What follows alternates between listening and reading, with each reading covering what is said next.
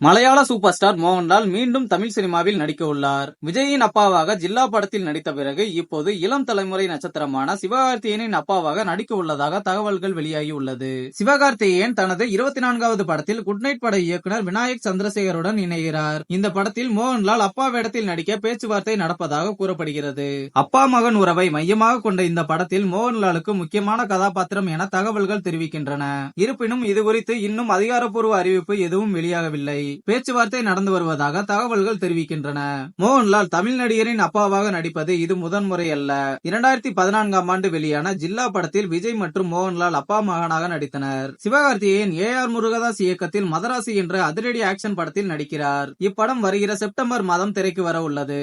இது தவிர அவர் கைவசம் பராசக்தி திரைப்படமும் உள்ளது. இதில் ரவி மோகன், ஸ்ரீலீலா, அதர்வா முரளி ஆகியோருடன் சிவகார்த்திகேயன் நடிக்கிறார். இப்படத்தின் படப்பிடிப்பு இறுதி கட்டத்தை எட்டியுள்ளது. இது சிவகார்த்திகேயனின் 25வது படம் என்பது குறிப்பிடத்தக்கது.